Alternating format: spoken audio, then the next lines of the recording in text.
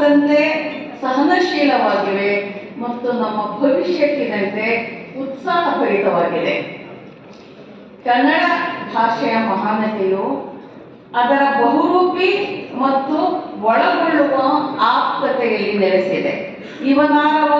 ಇವನಾರವ ಎಂದು ಪ್ರಶ್ನಿಸದೆ, ದೂರ ತಳ್ಳದೆ, ಇವ ನಮ್ಮವ ಎಂದು ಆಪ್ತ ಅಸ್ಮಿತೆಯಲ್ಲಿ ಬಿಡಿಸಲಾಗದ ನಂಟನ್ನು ಕೂಡ ಸೃಷ್ಟಿಸಿದೆ.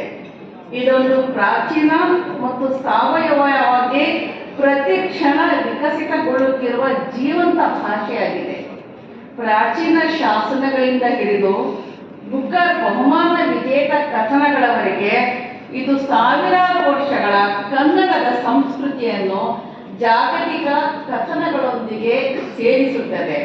ಹಾಗೂ ಬುಕ್ಕರ್ ವಿಜಯವು ಕನ್ನಡವನ್ನು ಕೇವಲ ಪ್ರಾದೇಶಿಕ ಸಂಪತ್ತಲ್ಲ, ಬದಲಿಗೆ ಕಥನ ಮತ್ತು ಸಾಂಸ್ಕೃತಿಕ ವಿನಿಮಯದ ಜಾಗತಿಕ ಮಾಧ್ಯಮವನ್ನಾಗಿ ಸ್ಥಾಪಿಸಿದೆ ಮತ್ತು ಎತ್ತಿ ಹಿಡಿದಿದೆ.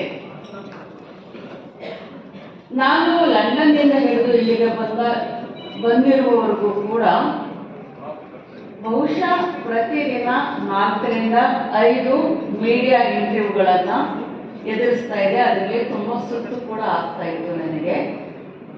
ಬುಕ್ಕರ್ ಮರುದಿನ ಅಂತೂ ಸುಮಾರು 8 ಇಂಟರ್ವ್ಯೂಗಳನ್ನು, ಅಂದರೆ ಸುಮಾರು 8 ರಿಂದ 10 ಗಂಟೆಗಳ ಕಾಲ ನನಗೆ ಇಂಟರ್ವ್ಯೂಗಳನ್ನು ಕೊಟ್ಟೆ. ನಾನು ಒಂದು ಅಂಶವನ್ನು ಗಮನಿಸಿದೆ ಅಂತ ಹೇಳಿದ್ರೆ, ಉತ್ತರ ಭಾರತದ ಎಲ್ಲ ಮೀಡಿಯಾಗಳು ಕೂಡ ನನ್ನ ಜೊತೆಯಲ್ಲಿ ಇಂಟರ್ವ್ಯೂ ಮಾಡಿದಾಗ ಒಂದೇ ಪ್ರಶ್ನೆಯನ್ನು ಕೊನೆಯಲ್ಲಿ ಕೇಳ್ತಾ ಇದ್ರು. ಅದೇನು ಅಂದರೆ, ಕನ್ನಡದ ನೆಲದಲ್ಲಿ ಕನ್ನಡದ ಬಗ್ಗೆ ಅಭಿಮಾನ ಅಲ್ಲ, ಅದರ ಜೊತೆಯಲ್ಲಿ ಅಸಹಿಷ್ಣುತೆ ಯಾಕೆ ಇದೆ? ನಾನು ಹಿಂದಿ ಮೀಡಿಯಾದ ಜೊತೆಯಲ್ಲಿ ಮಾತನಾಡುವಾಗ ಹಿಂದಿಯಲ್ಲಿ ಮಾತನಾಡ್ತಿದ್ದೆ. ಆಗ ಅವ್ರು ಕೇಳಿದ್ರು, ಅಯ್ಯೋ ನೀವು ಹಿಂದಿಯಲ್ಲಿ ಮಾತಾಡ್ತಾ ಇದೆಯಲ್ಲ, ನೀವು ವಾಪಸ್ ಹೋಗ್ಬೋದಾ ನಿಮ್ಮೂರಿಗೆ, ಹಿಂದಿಯಲ್ಲಿ ಮಾತಾಡಿ ಅಂತ ಈ ಥರ ಎಲ್ಲ ಮಾತಾಡ್ತಾ ಇದ್ರು. ಈ ಥರ ಎಲ್ಲ ಪ್ರಶ್ನೆಗಳನ್ನ ಕೇಳ್ತಾ ಇದ್ರು. ನಾನು ಅವ್ರಿಗೆ ಏನು ಸೂಕ್ತ ಉತ್ತರಗಳನ್ನ ಕೊಡ್ತಾ ಇದ್ದೆ, ಅದನ್ನು ಕೊಡ್ತಾ ಇದ್ದೆ. ನಾನು ಹೇಳ್ತಾ ಇದ್ದೆ, ನೀವು ಕನ್ನಡದ ಬಗ್ಗೆ ಈ ರೀತಿಯ ನಿಲುವನ್ನು ತಳಿತಕ್ಕಂಥದ್ದು ತಪ್ಪು. ಕನ್ನಡದಷ್ಟು ಸಹಿಷ್ಣುತೆಯನ್ನು ಹೊಂದಿರತಕ್ಕಂಥ ಭಾಷೆಯನ್ನು ನಾನು ಇದುವರೆಗೂ ನೋಡಿಲ್ಲ. ಅದಕ್ಕೆ ಕನ್ನಡದ ಸಂಸ್ಕೃತಿ ಕೂಡ ಬಹಳ ಮುಖ್ಯ ಕಾರಣ ಆಗಿದೆ. ಅಲ್ಲಿ ಬಹುಮುಖಿ ನೆಲೆ ಮತ್ತು ಬಹುಭಾಷೆಗಳಿಗೆ ಇರತಕ್ಕಂಥ ಗೌರವವನ್ನು ನೀವುಗಳೇ ಹಾಳು ಮಾಡ್ತಾ ಇದ್ದೀರಿ. ಅದೇ ಅರ್ಥ ಮಾಡ್ಕೊಳ್ತಾ ಇಲ್ಲ ನೀವು. ಇದನ್ನ ದಯವಿಟ್ಟು ನೀವುಗಳು ಅರ್ಥ ಮಾಡ್ಕೊಳ್ಳಿ ಅಂತ ಅವ್ರು ನಾನು ತಿಳಿ ಹೇಳ್ತಾ ಇದ್ದೆ.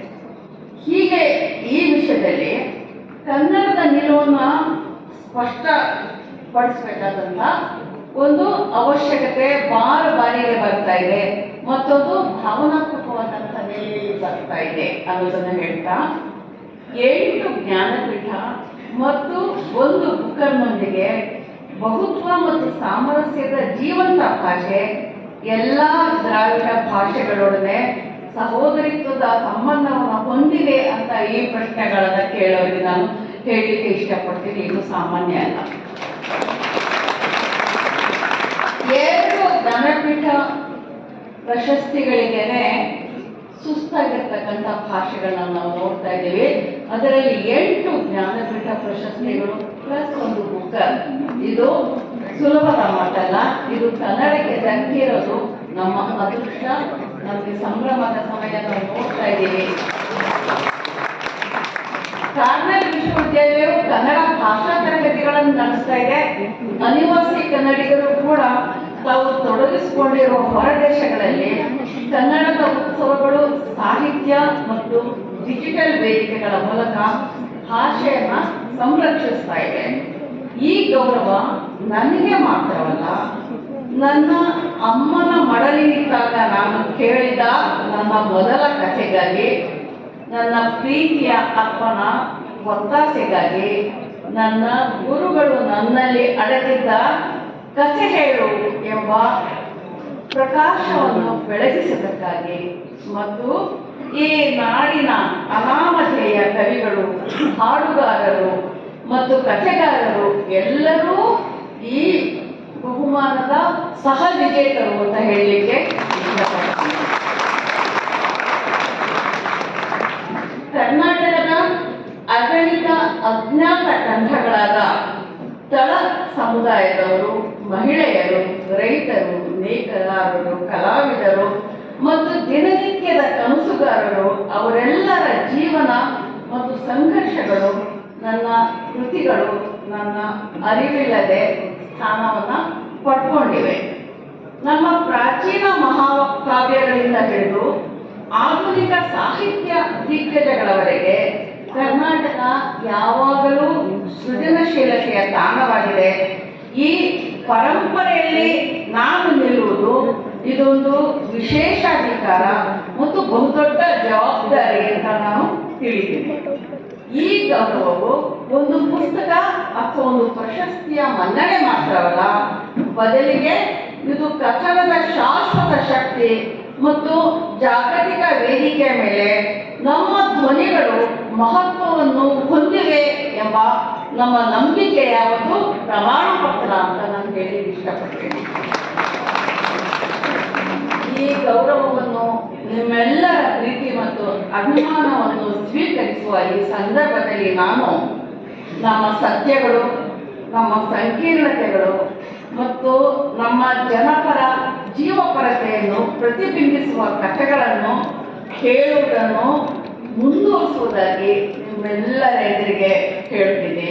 ಮತ್ತು ಈ ರಾಜ್ಯದ ಪ್ರತಿ ಯುವ ಲೇಖಕ ಬಳಗವು ತಮ್ಮ ಸ್ವಂತ ಧ್ವನಿಯ ಶಕ್ತಿಯನ್ನು ನಂಬಬೇಕು ಅಂತ ತೋಡ್ತೀನಿ. ಹೇಳಲು ತವಕ ಕೊಡುತ್ತಿರುವ ಕಥೆಗಳಿಂದ ಕರ್ನಾಟಕದ ಮಣ್ಣು ಸಮೃದ್ಧವಾಗಿದೆ. ಕರ್ನಾಟಕ ಸರ್ಕಾರದ ಈ ಅದ್ಭುತ ಗೌರವಕ್ಕೆ ನನ್ನ ಹೃದಯಾಂತರಾಳದ ಧನ್ಯವಾದಗಳು. ನನ್ನ ಸಹ ಕನ್ನಡಿಗರಿಗೆ ನಿಮ್ಮ ಸ್ನೇಹ ಮತ್ತು ಅಭಿಮಾನಕ್ಕೆ ಧನ್ಯವಾದಗಳು. ಮತ್ತು ನನ್ನನ್ನು ಒಬ್ಬ ಕಥೆಗಾರರನ್ನಾಗಿ ರೂಪಿಸಿದ್ದಕ್ಕೆ ನನ್ನ ಬದುಕಿಗೆ ಧನ್ಯವಾದಗಳು. ನಾವೆಲ್ಲರೂ ಬರೆಯೋಣ, ಓದೋಣ ಮತ್ತು ಕನಸು ಕಾಣೋಣ, ಅದನ್ನು ಸಾಕಾರಗೊಳಿಸುವಲ್ಲಿ ಸಕ್ರಿಯರಾಗೋಣ. ಅನುವಾದದ ಬಗ್ಗೆ ನಾನು ಮಾತನಾಡ್ತಾ ಇಲ್ಲ. ದೀಪಾ ಹೊಸ್ತಿಗೆ ಈ ಅವಕಾಶವನ್ನು ಅವರು ಸಕ್ಷಮ ವ್ಯಕ್ತಿ ಅವರಿಗೆ ಬಿಟ್ಕೊಡ್ತಾ ಇದ್ದೀನಿ. ಆದರೆ ಒಂದು ಕೋರಿಕೆ ನನ್ನದು ಏನು ಅಂತ ಹೇಳಿದ್ರೆ, ಅನುವಾದದ ಬಗ್ಗೆ ಈಗಾಗಲೇ ಸರ್ಕಾರ ಅನೇಕ ಸಂಘ ಸಂಸ್ಥೆಗಳನ್ನು ರೂಪಿಸಿದೆ ಮತ್ತು ಸಕ್ರಿಯವಾಗಿ ಅದರತ್ತ ಕೆಲಸ ಮಾಡ್ತಾ ಇದೆ. ಇನ್ನೂ ಕೂಡ ಈ ಅನುವಾದದತ್ತ ನೀಡ್ತಾ ಇರ್ತಕ್ಕಂಥ ಗ್ರ್ಯಾಂಟ್ ಆಗಲಿ ಅಥವಾ ಪ್ರಯತ್ನಗಳಾಗಲಿ ಅಥವಾ ವ್ಯವಸ್ಥೆ ಆಗಲಿ ಸಾಲೋದಿಲ್ಲ. ಇನ್ನೂ ಹೆಚ್ಚಿಗೆ ಇದರತ್ತ ಸರ್ಕಾರ ದಯಮಾಡಿ ಗಮನ ಕೊಡಬೇಕು. ಯಾಕೆಂದರೆ ನಮ್ಮ ಧ್ವನಿ ಜಾಗತಿಕವಾಗಿ ಗಟ್ಟಿಯಾಗಲಿಕ್ಕೆ ಇದು ಸದವಕಾಶ ಮತ್ತು ಇವತ್ತಿನ ಅಗತ್ಯ ಅಂತ ನಾನು ಸರ್ಕಾರದ ಗಮನಕ್ಕೆ ತರ್ತೇನೆ. ಇದೊಂದು ಆರಂಭ ಮಾತ್ರ, ಅಂತಿಮವಲ್ಲ.